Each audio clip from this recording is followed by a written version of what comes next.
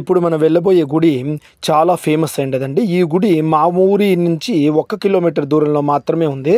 చాలా చాలా చాలా మహత్యమైన గుడి ఈ గుడి.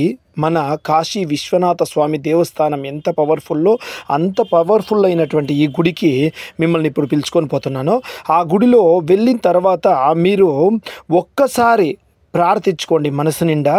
మీకు ఎలారా అది సాటిస్ఫాక్షన్ అయ్యి ఎలారా మీ కోరికలు తీరుతుంది అనేది మీరే గమనిస్తారు. ఇక కాస్త దూరమే ఉంది. ఫుల్ మా ఊరి నుంచి ఆ ఊరి దాకా కూడా ఇలా లైటింగ్ సెట్టింగ్స్తో అలంకరించడం జరుగుతుంది. ఎప్పుడూ సంవత్సరానికి ఒక రోజు అయితే ఆ రోజు ఈ రోజు కావడంతో లక్ష దీపాలు కావడంతో మిమ్మల్ని ఈ గుడి దగ్గరికి పిలుచుకొని వచ్చాను. చూడండి, ఇదే ఆ గుడి. ఇప్పుడు ఇక్కడ లక్ష దీపాలంతా జరుగుతూ ఉంది. మేము ఆల్రెడీ లేట్గా వచ్చాము. ఎందుకురా అంటే చాలా ఓవర్ క్రౌడ్ ఉంటుంది, ఓవర్ రష్ ఉంటుంది కాబట్టి మేము కాస్త లేట్గా వచ్చాము.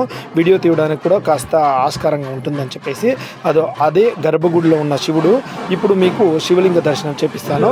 ఆ గుడిలో అయ్యవారు ఎప్పుడైతే మనకి మంగళారతి ఇస్తారో అప్పుడు దయచేసి మీరందరూ మనసులో కోరుకోండి.